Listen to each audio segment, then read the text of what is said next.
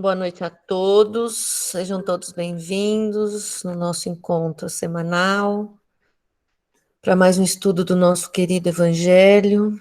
Vamos fechar nossos olhos, elevar nossos pensamentos, nos conectar com o alto, agradecer ao Pai, ao Mestre Jesus, a nossa casa espírita, Centro Natalício de Jesus, e a todos os mentores, por mais uma vez estarmos aqui reunidos para mais um aprendizado, para podermos ouvir essas palavras maravilhosas do nosso Evangelho.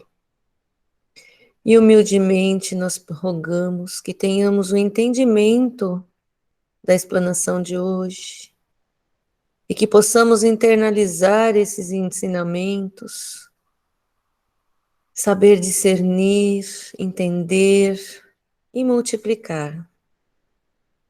E assim, Pai, agradecidos que estamos, nós dizemos: Pai nosso que estais nos céus, santificado seja, Pai, o vosso nome. Venha a nós o vosso reino. Seja feita, Pai, a sua vontade, assim na terra como nos céus. O pão nosso de cada dia dai-nos hoje e sempre. Perdoe as nossas dívidas, na mesma medida em que perdoamos os nossos devedores.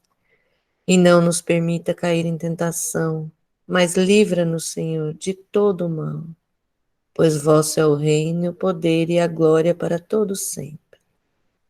Que assim seja, graças a Deus, graças a Jesus. Um ótimo encontro para todos. Bem-vindo, Luiz. Que bom, né? Gratidão estar mais uma vez aqui nesse momento especial das sextas-feiras.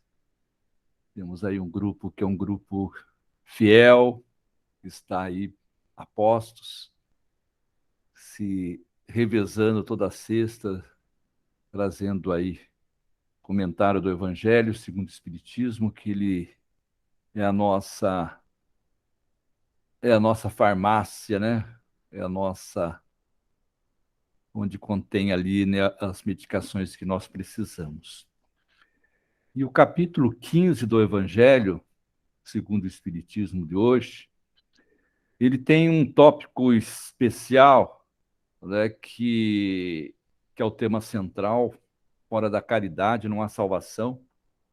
Uma frase que Kardec cunhou, né, inspirado pelos mentores, dizendo desta condição nossa de espírito imortais para a compreensão da prática do bem, para vencermos as nossas próprias barreiras. É um capítulo que tem 10 itens. O nosso item de hoje, né, o itens, né, é o 4 e o 5, que tem por título o mandamento maior. O mandamento maior nos remete a Mateus. E Mateus, lá no capítulo 22, nos seus versículos de 34 a 40, ele traz para nós, né, a narrativa, né, o exemplo, né, ou seja, a lição de Jesus para todos nós. É um momento especial, né, em que Jesus se encontra, e onde tem digamos assim, dois grupos, né, e que são contraditores, né, podemos dizer assim, dos ensinos de Jesus. Porque Jesus não só ensinava por palavras, mas exemplificava pelos atos, pelo trabalho. De um lado, nós vamos encontrar os fariseus, né, que é um grupo de judeus devotos ao Torá, opositores aos saduceus, que Jesus coloca nesse contexto para poder trazer para nós a lição, né? E os saduceus, por sua vez, que eram pessoas, né, um grupo da alta sociedade, membros de famílias sacerdotais, era um grupo culto, né, digamos, tinha conhecimento, a rico.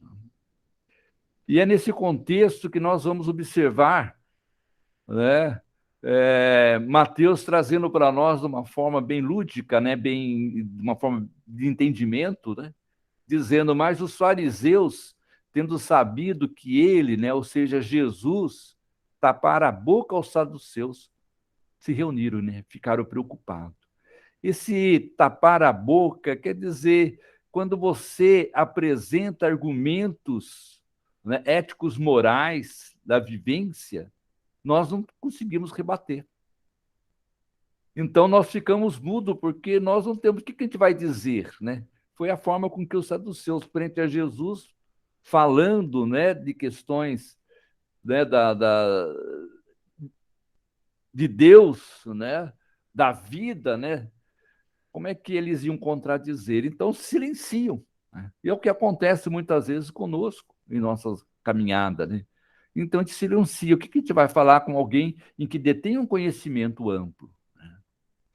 Então, nós vamos ver aí em que os fariseus ficaram preocupados, falaram assim, nossa, né, Jesus silenciou lá os saduceus. Vamos nos reunir aqui, vamos trocar umas ideias. Né? E daí um deles, que era doutor da lei, falou assim, vamos propor uma questão para o mestre. Esse é um capítulo, né, que ele é muito rico e que acho que todos nós que estamos aqui sabemos de cor. Mas é interessante a gente ver a conotação, né, do sentido, né, da fala de Jesus, para que a gente possa compreender e ver e fazer uma análise crítica conosco mesmo. Será que eu coloco em prática esse ensino, que ele é conhecido como regra áurea? Né? Então, para tentar o mestre, ou seja, para tentar ver se conseguia colocar o mestre numa situação delicada, os fariseus perguntam, né? O doutor da lei, que é um fariseu, pergunta, e daí, mestre? Qual o grande mandamento da lei? Queria ver se Jesus, né, falhasse aí, para que eles pudessem ter argumentos para poder, digamos assim, né, contradizer o mestre e colocá-lo numa situação difícil perante a sociedade judaica da época. Então, o que Jesus responde? Ele diz, amarás o Senhor teu Deus de todo o teu coração, de toda a tua alma e de todo o teu espírito. Então, era isso que está escrito na lei. Então, os fariseus já, né? Então, ele fala de Deus, né? Que eles também cultuavam Deus, né? Dentro da forma do entendimento, mas Jesus tinha um conhecimento de Deus em que ele nos traz para nós dizendo que Deus é Pai. Então, Jesus responde desta forma clara e objetiva. Amarás o Senhor teu Deus de todo o teu coração, de toda a tua alma e de todo o teu espírito. E Jesus não para aí, porque fala assim, esse é o primeiro. Mas tem um segundo mandamento que é semelhante a este. Ou seja, que eles se confundem, se fundem, digamos assim, na lição maior de Deus. E daí ele coloca, né, esse segundo mandamento, dizendo, amarás o teu próximo como a ti mesmo.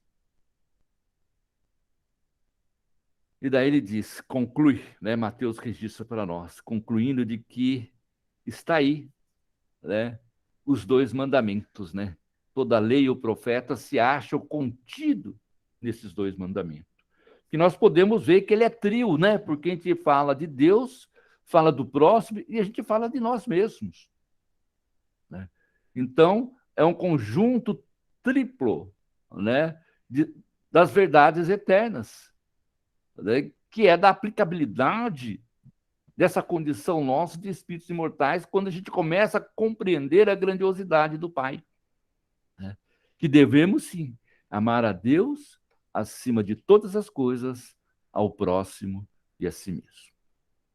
E daí nós vamos buscar, né, uma colocação de Emmanuel, e que está, né, numa das suas, acho que no livro Caminho, Verdade e Vida, onde ele analisa este versículo, né, ou seja, o versículo 39, amarás o próximo como a ti mesmo, e ele coloca para nós, né, falando dessa regra áurea, né? E ele vai nos dizendo, né, que há muitos séculos, né, antes do Mestre, da vinda de Jesus, esta conduta ética moral já era ensinada. E daí ele vai nos dizendo o seguinte, de que os gregos, eles diziam o seguinte: não façais ao próximo o que não desejais receber dele. Olha a similaridade, né, entre a colocação de Jesus, né? Por isso ele falou que toda a lei e os profetas estão contidos, né, no amar a Deus, ao próximo e a si mesmo, né, e a ti mesmo. Porque os gregos, eles já diziam, né, eles já procuravam exemplificar essa conduta. Os persas também afirmavam essa conduta, dizendo: fazei como quereis que se vos faça. Então, vamos fazer aquilo que eu gostaria que fizesse para mim. Então, olha só a mão dupla de fraternidade e solidariedade que deve existir e nortear a nossa conduta de espíritos imortais que somos, a caminho da evolução. Os chineses também declaravam, né, dentro desse contexto, dizendo: o que não desejais para vós, não façais para outrem. Aquilo que eu não quero para mim, eu não posso fazer para o outro. Então, olha só, né, essa regra ela já vem sendo colocada, né, através dos tempos. Mas os egípcios também recomendavam, dizendo: deixar passar aquele que fez aos outros o que desejava para si. Aquele que teve uma conduta correta, deixa ele passar porque ele fez aquilo corretamente. E daí nós vamos ver os hebreus, que doutrinavam dizendo: o que não quiserdes para vós, não desejais para o próximo. Olha só, né, esse passeio que nós estamos dando com Emmanuel dentro dessas civilizações. E ele encerra, né, com os nossos irmãos romanos, que os romanos também diziam o seguinte: a lei gravada nos corações humanos é amar os membros da sociedade como a si mesmo. Olha só. Né? Então, os romanos, eles também tinham essa sabedoria, né? Mas nós vamos ver que toda essa regra de conduta, né, em que, num sentido fraterno, norteava o caminhar da sociedade, né, dos homens, ou seja, homens e mulheres, num contexto aí de espíritos que somos, né, dizendo de que a novidade divina veio com Jesus. Porque ele pegou tudo isto e resumiu, né, no amar a Deus acima de todas as coisas e amar ao próximo e a ti mesmo. Então, por que que Jesus fez essa colocação e não houve respostas dos nossos irmãos fariseus? Por conta do quê? Porque Jesus fazia o seu trabalho através da abnegação, do amor, ensinava, né, junto às comunidades, né, às beiras dos lagos, nas estradas, nas praças, né, revelando aos olhos da humanidade inteira, né, não só falando, mas exemplificando. E daí nós vamos voltar lá para o Evangelho e vamos ver Kardec também fazendo uma reflexão em cima, né, desta lei maior, né? Deste mandamento maior. Kardec coloca para nós a questão da caridade e a humildade, né? Como, né, condição sine qua non para salvação. Essa salvação é no sentido do nosso equilíbrio ante o universo, para que a gente consiga se colocar de uma forma branda e pacífica no contexto da nossa vida, né? Sem traumas, sem nenhuma questão de dificuldades, mas que a gente saiba ter a amorosidade no coração, ser manso e pacífico, né? E Kardec já faz ali uma diferenciação, né, um contraponto, dizendo de que o egoísmo e o orgulho ele está na linha da perdição, ou seja, do desequilíbrio nosso. Né? Essa perdição no sentido do nosso desequilíbrio, porque quando nós nos desequilibramos, a gente demora aí um bom tempo para poder compreender e voltar para a senda do bem. Né? Então, esse princípio, né, que Kardec coloca ali, né, ele vai de encontro ao que Jesus nos coloca, de que devemos amar a Deus, né, de toda a nossa alma, e amar ao próximo como a ti mesmo. E realmente dizendo de que toda a lei e os profetas estão ali contigo. Né? E Kardec continua fazendo essa análise, dizendo para nós de que não há equívoco sobre a interpretação do amor de Deus e do próximo. Então, vamos pensar com Kardec e vamos pensar conosco mesmo agora. Né? Não tem como nós não compreendermos, né, a lei de amor de Deus e do próximo. Porque quando Jesus nos coloca de que o segundo mandamento é semelhante ao primeiro, Jesus quis dizer o seguinte para nós, né? Não se pode verdadeiramente amar a Deus sem amar o próximo. E nem amar o próximo sem amar a Deus. Então, tudo aquilo que eu faço contra o meu irmão é contra Deus que eu estou fazendo também. Vamos demorar ainda para poder compreender essa questão, porque nós ainda temos dificuldades com o irmão que caminha muitas vezes ao nosso lado. Porque nós não queremos trabalhar uma das principais, não queremos tomar, vamos colocar assim, um dos principais antídotos, que se chama perdão, porque a gente não quer perdoar.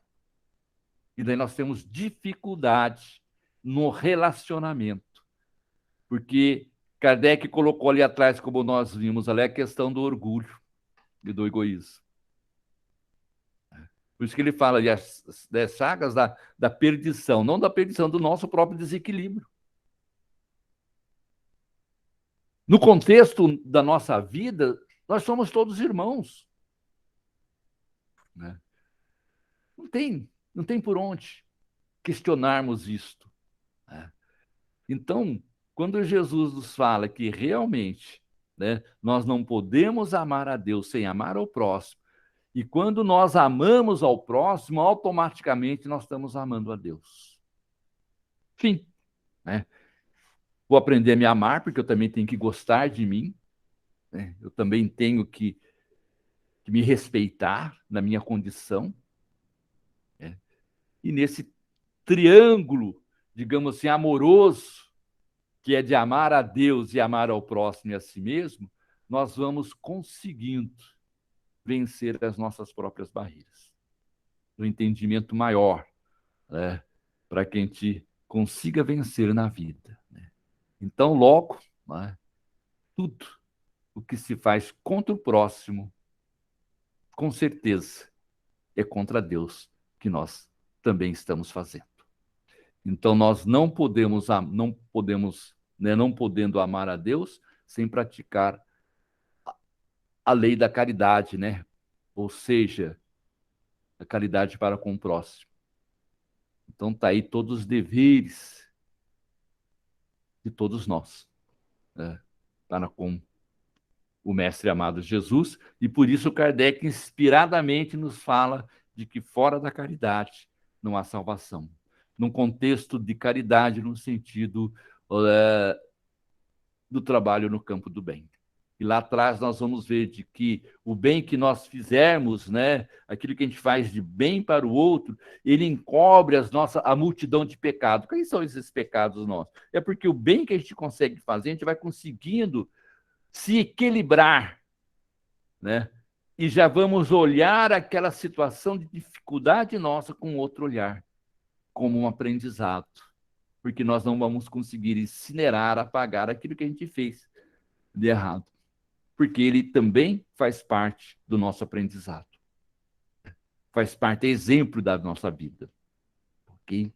E daí nós vamos finalizar essa reflexão buscando novamente Emmanuel, porque Emmanuel, na sua sabedoria infinita, porque a gente sabe que Emmanuel, ele analisou mais de quase 1.400, quase 1.500 versículos do Novo Testamento.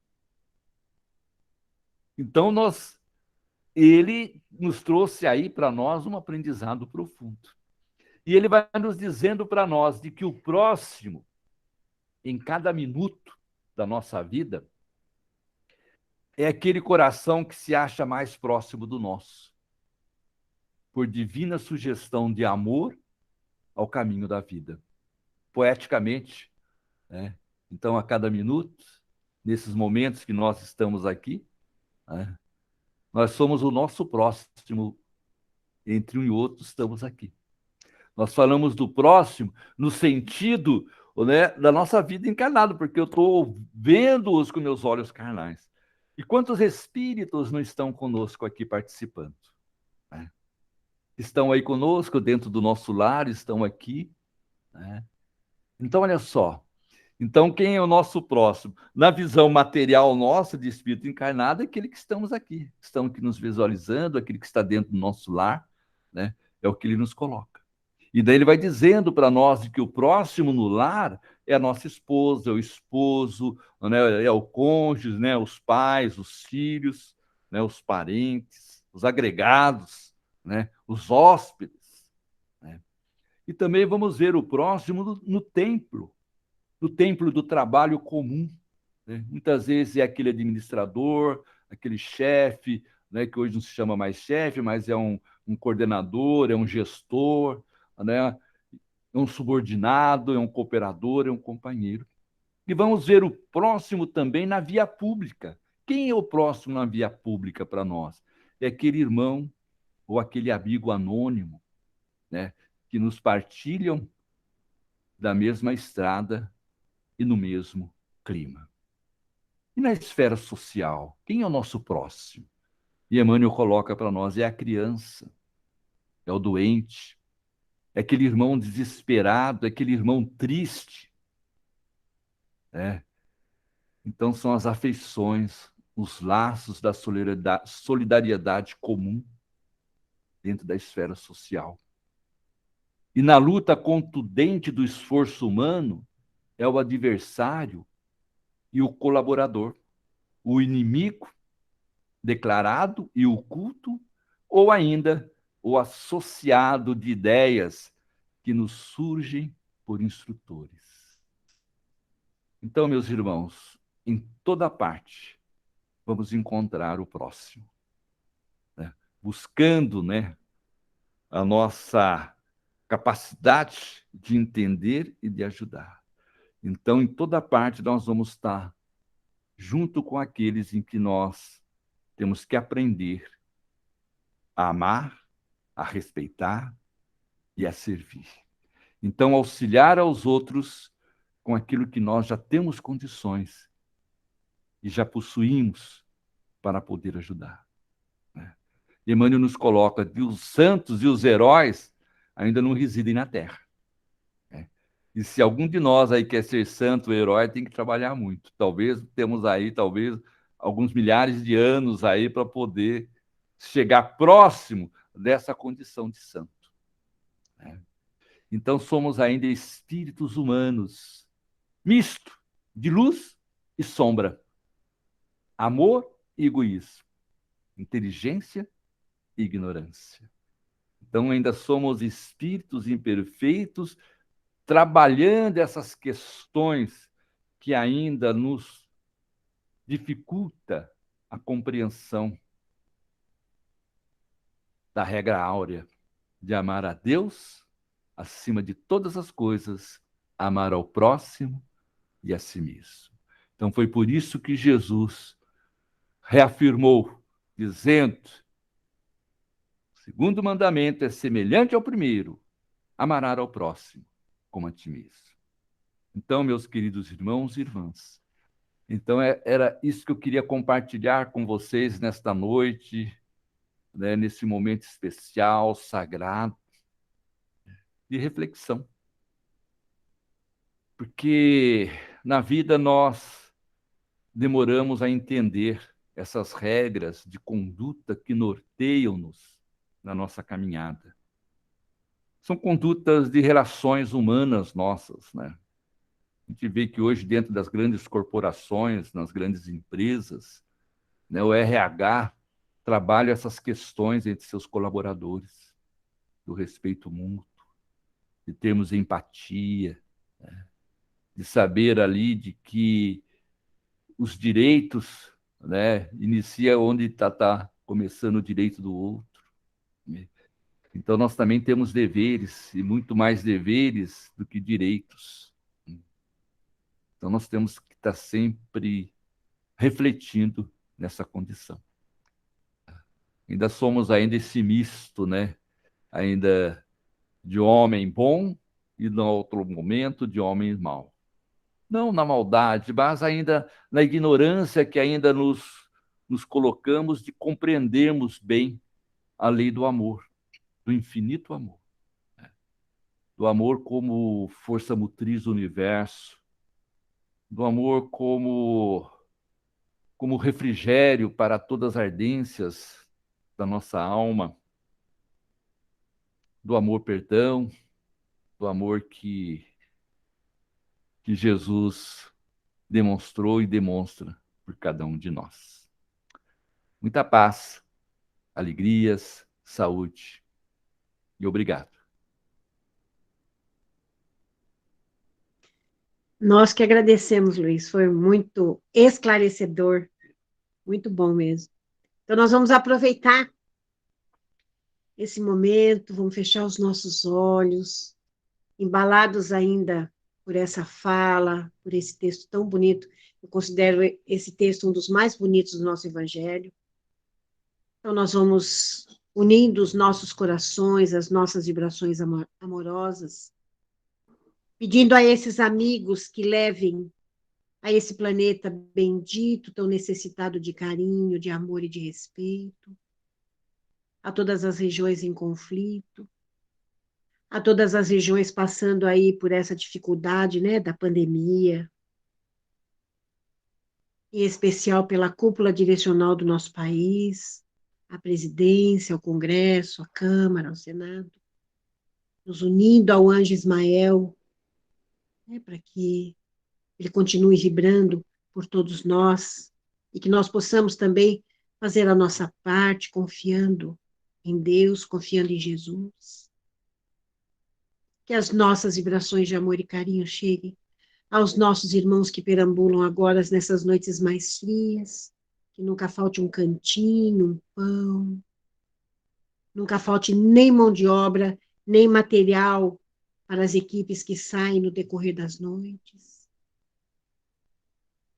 Que as nossas vibrações de amor e carinho cheguem a todos os nossos irmãos deficientes mentais, morais, que são os nossos irmãos viciados nas drogas, no álcool, no sexo desregrado, no fumo, na gula, na violência, na maledicência, na preguiça.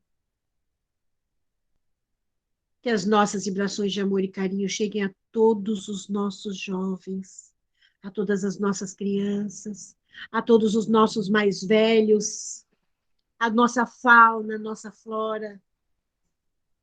Pedimos, Senhor, por todos os lares, principalmente aqueles onde falta o pão, onde falta o trabalho, onde falta o diálogo, onde infelizmente, Senhor, vem sobrando a violência, a má vontade, a enfermidade, a preguiça, para que haja mais respeito entre marido, mulher, pais e filhos, entre irmãos. A todos os nossos irmãos com ideias suicidas, com ideias criminosas, a todos aqueles que, infelizmente, Senhor, não conseguiram refrear esses impulsos. Então, nós pedimos pela família dos dois lados.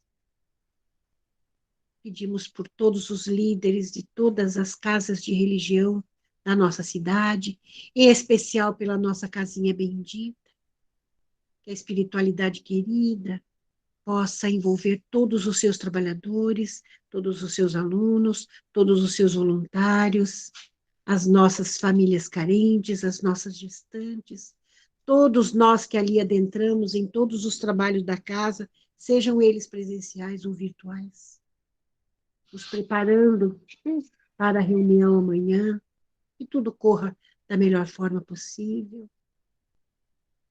Vamos pedindo por todos os nomes que se encontram em todas as mesas, livros, caixinhas, cadernos de vibrações, em especial os nossos, para que todos sejam atendidos de acordo com a vontade, de acordo com a necessidade, de acordo com esse Pai maior.